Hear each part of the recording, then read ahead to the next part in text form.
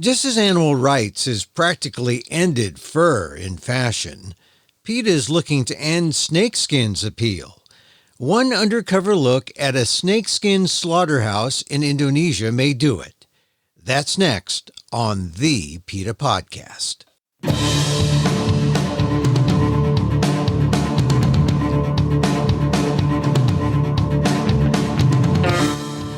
Welcome to the PETA Podcast. I'm Emil Guillermo, your host for this inside look at animal rights, brought to you by PETA, the largest animal rights organization in the world. On today's episode, do you still see snakeskin as fashionable? In handbags, shoes, wallets? The global brand LVMH owns Louis Vuitton, Dior, Celine, and others. And if you see the brand in snakeskin, well, the items come from Indonesia, where python are grabbed from the wild, then stunned with hammers, but not always dead. Sometimes they're put in bags for up to 3 months, until it's time to be filled like a water balloon and skinned, sometimes while still alive. That's what PETA investigators found. Their undercover video is linked in our show notes. LVMH's Louis Vuitton brand denies any wrongdoing, but the cruelty is caught on tape.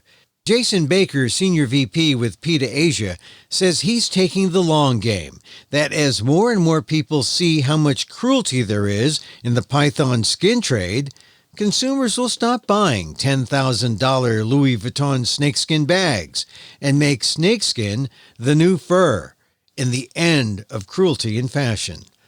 My conversation with Jason Baker on the PETA Podcast. This is Louis Vuitton Snakeskins. This is where Louis Vuitton and Louis Vuitton owns companies like Dior and some others, high-end fashion. And what we did was we didn't go looking for any specific companies. We went in looking to document the exotic skins industry, the snake slaughter industry in Indonesia. We know it's a big exporter, so we know we're probably going to catch fashion brands. So we went in. In this case, it was 2 slaughterhouses that ended up supplying Louis Vuitton and their affiliates. When we went in, the first thing that you see, and we went to some other side facilities that they owned. The first thing you find is how the snakes are living. Some they're telling us are being caught in the wild. Some are in cages. We can see boats coming up where they're unloading bags full, just literally pythons living in potato sacks. And they're throwing them on trucks, bringing them to the slaughterhouse, where they're pulled out of the bag. They're hit with a mallet on the head. Not all of them die. They then wrap their mouths. They tie their mouths open. They put a rope through their mouths to keep them open, and then they hang the pythons from the ceiling. How big is the average python, and how many pythons can you put in a bag? They put 1 per bag. They're about 5 feet. They can be longer. They can be, some of them are 7 to 8 feet. And how many that we're dealing with? And how many pounds? How many pounds? Yeah, you can pick up. One person can pick them up. So, all right. They're big. They're big. And we learned later that Louis Vuitton gets 20,000 pythons from this company. 20,000. 20,000. So that's a lot. The thing that I think that's put a hose down their mouths and they pump the snakes full of water. Not all of them are dead at this point. So some of them are going to die slowly just from drowning. And in our video, you can see some of the snakes at that point then being cut open. And they pump them full of water, we were told, because it's easier to skin them. But you can see when some of them are being cut open that their tails are still moving. Yeah. The thing that I've been trying to grasp, and it's all horrific and sad. And our goal with the video is to try to educate people who might be considering buying one of these handbags or wallets about the cruelties and about the alternatives. And I think the one thing that I've been recently, just this past week, contemplating and is the conditions before they're actually killed at the slaughterhouse. When they're actually, some of these pythons can live 3 months in these bags. And I didn't believe it was possible to live 3 months like that. And we had to ask a vet. And sure enough, snakes can live for 3 months in these bags. And that, to me, that loneliness and that just kept confined and dark, and that's as bad as the killing. That is 3 months of just not being able to be in the tropics or in the swamps and feel those sensory stimulation that they would feel in the wild. So 3 months in a bag, meaning they just stay. Do they get fed, or they just kept in the bag and then they put in a corner? Really? Yeah, put in a pile. My goodness. And it's a terrible industry. They are selling bags for $3,000, $6,000, $10,000. And you would think that these companies would have the wherewithal to just go have a look and say, wow, this is terrible. Like, it wasn't difficult for us to document this. So the companies know that this is happening, or they are choosing not to know that this is happening. And in either way, they are guilty of horrific cruelty here. It's their economics. So the snakes come in, they're about 5 feet long. They are hung up from their mouth, or right? From the mouth. After they club them with a mallet. Yep. Oh, yeah, they club them. That's pretty horrific. And that's got to be painful. Yeah, the veterinarians tell us that is neither a humane way to stun or kill a snake. And, it can take them, in the footage that we have and what we documented, the veterinarians are saying some of the animals may have taken them 30 minutes to die. But it seems like such a primitive way. Is there a more modern way? Yeah, I mean, that's always the question, is there a humane way to kill these animals? The answer is the humane option is there's plenty of vegan alternatives, vegan options out there. Is there possibly a more humane way? For sure. For sure, there's probably a more humane way.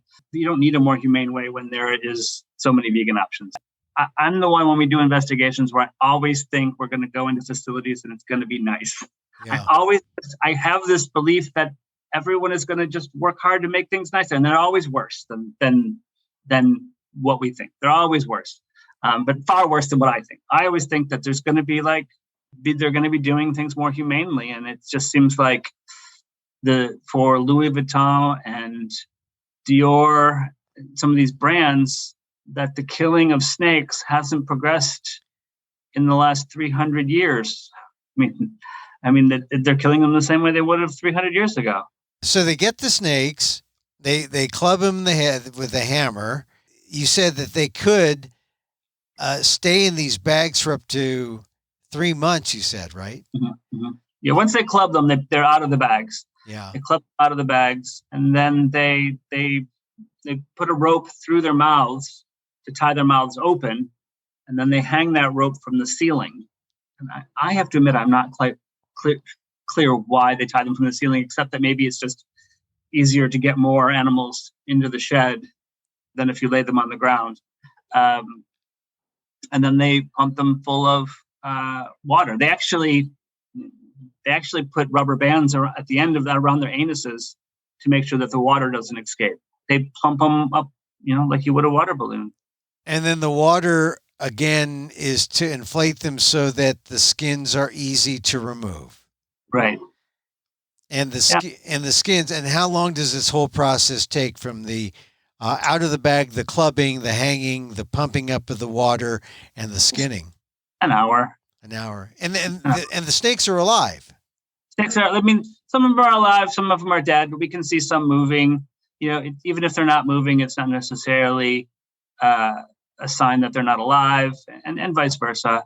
So, I think what I tell people is you just look at it, and I would tell people to go to PETAAsia.com and look at the footage and decide for themselves. And I think that when you are walking around with a python handbag, and this footage is out there, and this is the first time that we have been in a confirmed Louis Vuitton slaughterhouse. So in the past, they're always just saying, "Oh, that's not how we do it," but they don't. But this is what we have documented as relatively industry standards. We've seen similar things happen in Vietnam. So we know that we knew something like this was going to be happening, but it's the first time that we are in confirmed, and the slaughterhouse told us that they are the only suppliers to Louis Vuitton and their parent company, their parent brands. So this is the slaughterhouse in Indonesia. How many slaughterhouses like these are there? Well, we were in 2. We know that the company that we were in has about 5, but really there are other brands who are going to be sourcing from Indonesia or Vietnam who have similar practices. There's a sort of a sliding scale. Anyone can chop a head off of a snake and call themselves a company, and there's no animal welfare laws in either Vietnam or Indonesia that would be in play here. So you can actually have a backyard facility and be taking them to your local skins dealer, and then they supply them into the international network. Tell me, how many snakes are there in Indonesia? Is the snake population, is it depleted because of this, or is it hurt, or is it pretty steady? I mean, from what I understand, it's relatively steady. But I have to admit, I don't, knowing whether or not they're endangered or not is not. I'm not concerned with whether or not they're endangered. I'm concerned with whether or not they're suffering. That's our goal. Our goal is to stop getting them caught in the wild. Our goal is to stop farming them and to just be left alone. And that's why we take this footage, and we have filed environmental complaints with all the required authorities. We don't suspect, because they are dumping a lot of waste into the local rivers. Jason, tell me, what does Louis Vuitton say about this practice? Because from what I've read in Women's Wear Daily, it makes it sound like they are totally, doing the right thing, that they are not in any way in the wrong. It seems, after your description, it seems hard to believe, but they think that this is pretty much standard practice, and they don't see anything wrong at all with hammering a snake in the head. Yeah, they try to deflect, and they try to claim they have policies that will ensure the welfare or environmental standards, but those policies aren't worth the paper that they're written on, and they are PR maneuvers that really mean nothing. And I think that when this footage came out, I think that they didn't realize, first, how detailed it was going to be, and then second, I don't know how you would defend it, but just say, anything other than what's there. It's hard to defend. So they tried to, they try to claim that they have rigorous inspections and rigorous reviews, and they don't. And we find that, that's not like new. We find that across the board with industries, whether it be, coconut brands saying they're inspecting to make sure that monkeys aren't used, whether it be the wool industry that claims that they're going into sheds and reviewing how the shearing is happening. I'm trying to think, all these other the Angora industry claiming that they go in, they just, and one, we went with some inspectors in China once, and I think this sort of is a good example of what inspections mean. We went with a guy who I can't say the company we were with, but we were inspecting an industry. The industry said it was totally fine and they were going to show us. And then when we went, they were horrified. They had clearly never been before. And one of these local inspectors that inspects for other companies said that most of the quality review inspections that are out there aren't worth what they're written on. And that's across the board. Who are the authorities who can shut down these slaughterhouses, these places that you've got the video? Is there an authority? Is it the government? We were told that the police were in the pockets of the slaughterhouse at the ones that we went to, so I don't have a lot of hope for local authorities. We have reported to the federal authorities, but there's no actual animal welfare laws being violated here. So, and it's usually the case. So what PETA always does is we talk to the consumers. That's how we're having change. There's a demand for vegan food out there because people are buying it. If there's a demand for vegan bags, then people are buying them. And so that's where we are. We're talking to people about not buying them, because once people aren't buying them, they're not making them, they're not there. Yeah, but these are pricey items. What, you said $6,000 to $10,000 is the range. That's I mean, you can get a wallet for $1,500, or you can get a bag for $10,000. Yeah, they are expensive, and you would think, some welfare standards would be introduced here. I mean, I don't have a lot of hope for that. We always know that when economics are involved, corners are cut, and so the reality is, if you care about animals at all, if snakes might not be cute and cuddly like a cat or a dog, but they are suffering just the same. And so if you don't want to be a part of that, and I think today's young people, I look at the comments that we're getting about snakes, because I thought when this came out, well, no one's going to care about snakes. And it's just not true. People are shocked. People really get that these snakes belong in nature, and that that this is wrong, and it is wrong. So I have hope that it's all going to play out in economics. And we've seen that a lot of companies have given up fur over the last 10 years.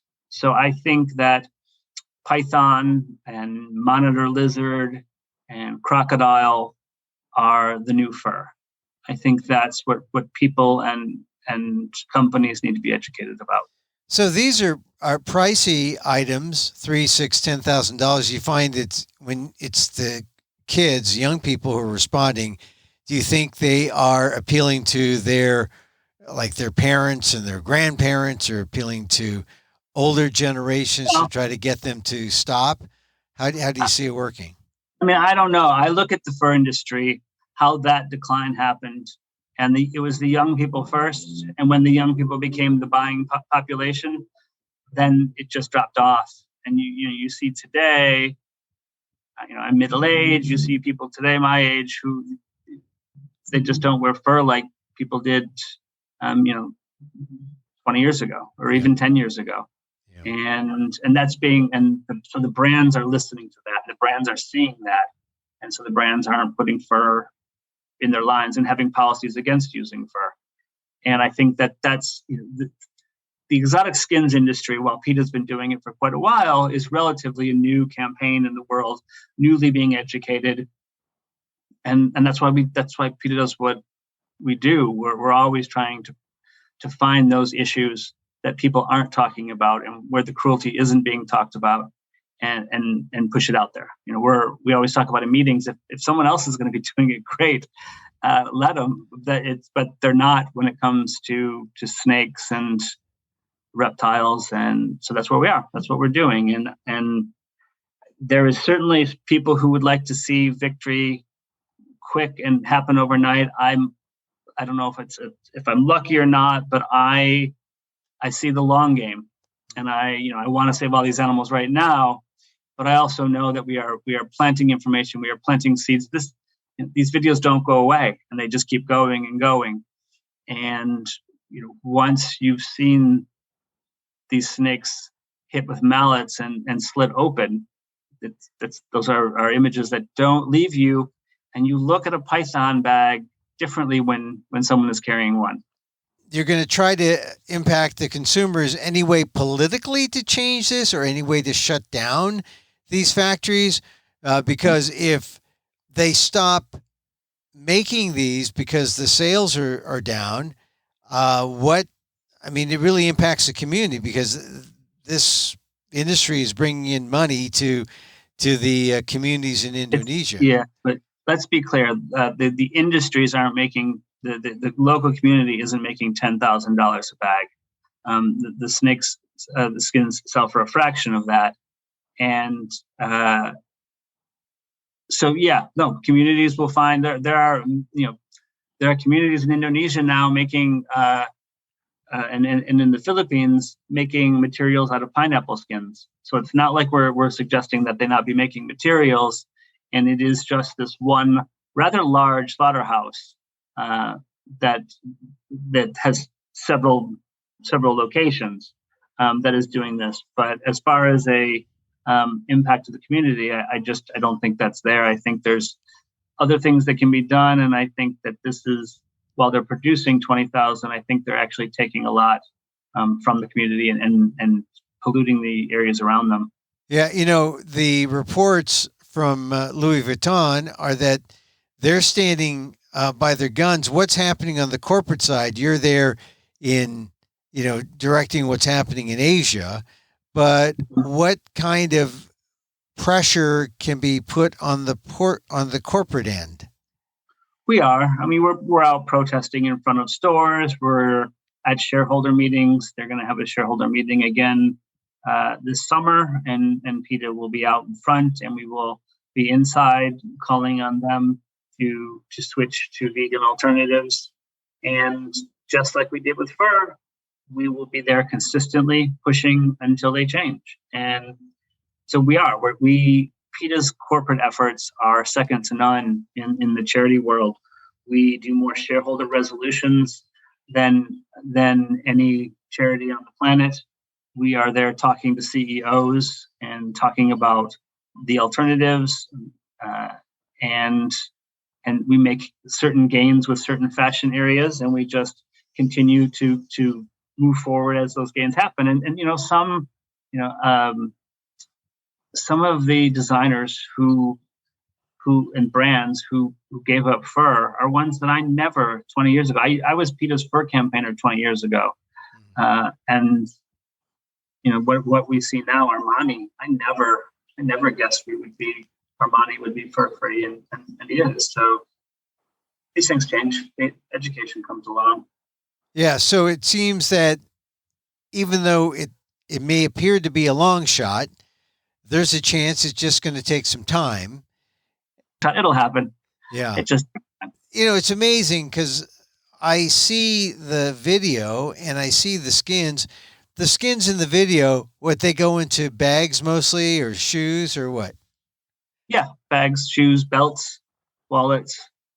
It's just that when I saw snakeskin years ago, more than 40 years ago, when I see it, people would have it, and I'd see it at church, or I'd see it at, women carrying the bags.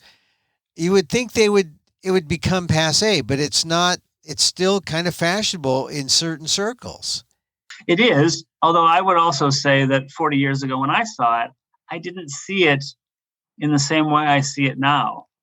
I saw it as a material, like I saw cotton, and I saw that as an expensive material, and I don't see that now. Now I've seen the behind the scenes, and I do believe that while it's something to flash around, and I have to believe, because otherwise we're just in a cruel world, I have to believe that a lot of people just don't know the cruelties involved. Yeah. And I think that going back to the fur industry, we thought that the same way 20 and 30 years ago, and we've seen that change. So I have to believe that there is an ethical ability, an ability to put that ethics into people's minds. But now you've been into the factories. You've witnessed this.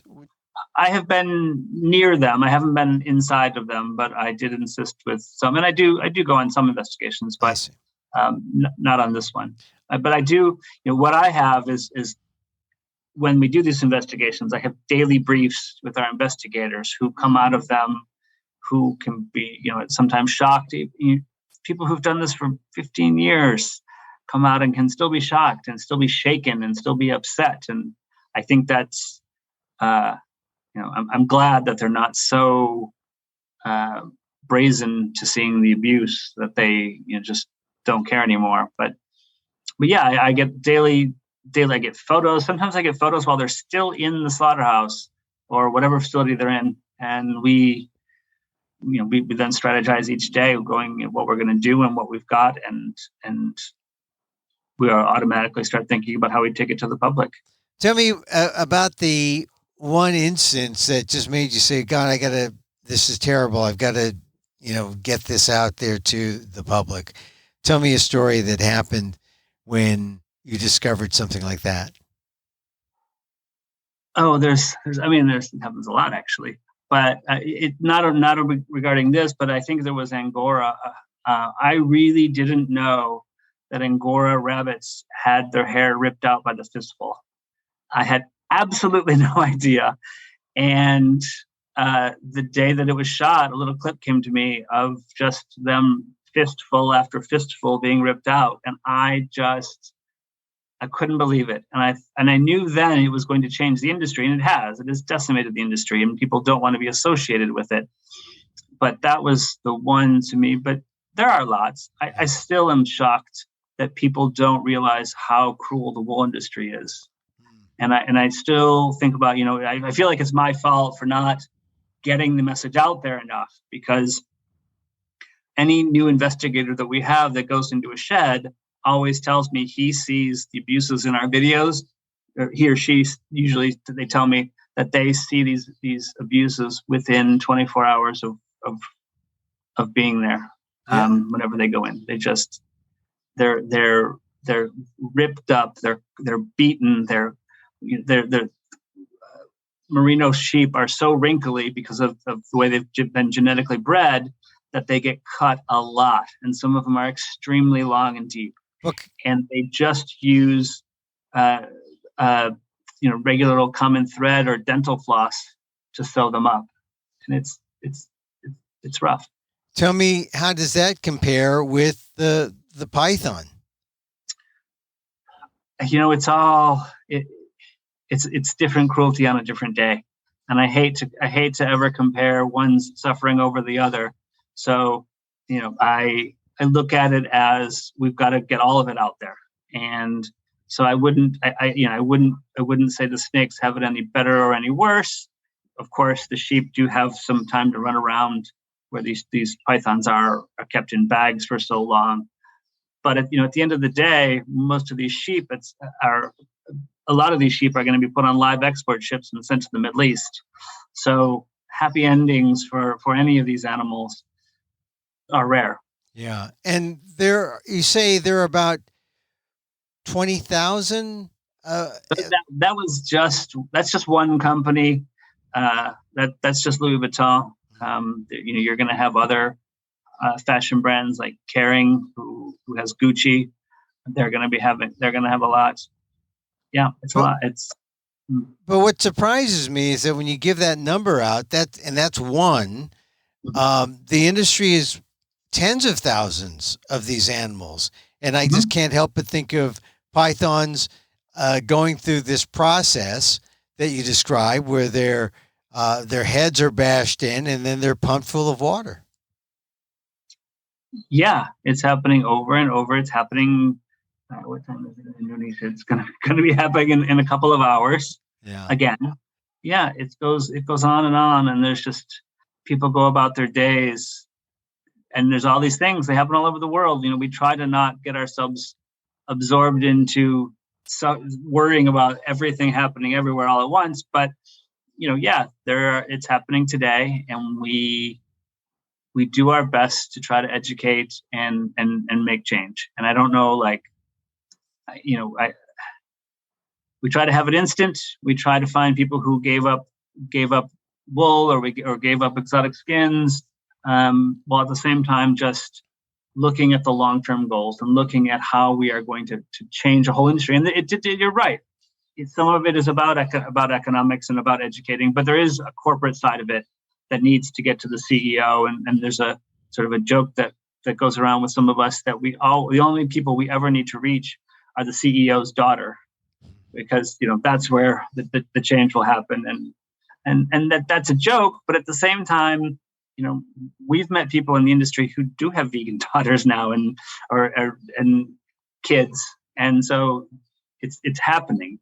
And yeah, it is. That's the breakthrough.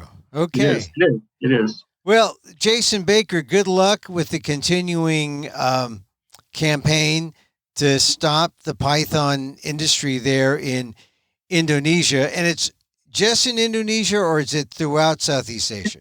It's in Vietnam, maybe in a very small extent in China and Thailand, but the main thing is Indonesia. All right. Well, good luck there, and good luck with Thank the you. Louis Vuitton folks in Europe, huh? Yep, Europe, the U.S. Well, I mean Europe, U.S., Japan, China. Yeah. They're a global brand. Well, good luck with the campaign. Stay in touch. Good to see you again. Stay healthy. It's good talking to you, Jason Baker. Good talking to you too.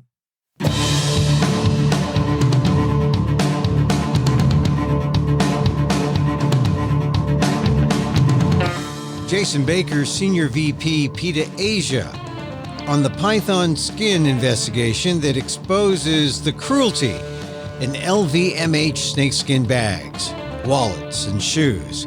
It may take some time, but like fur, cruelty in fashion will come to an end with consumers' help. See the video link on the show notes or go to PETA.org for more.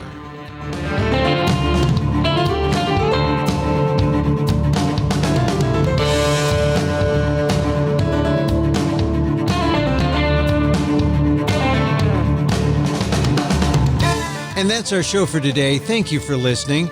Don't forget to send a link of this show to your friends. Tell them you like the PETA podcast. Contact us at PETA.org. You can find me on Twitter at Emil Amok, that's EMILAMOK, or see my vlog at AMOK.com, or see my work at ALDEF, the Asian American Legal Defense and Education Fund. That's at ALDEF, AALDEF.org/blog.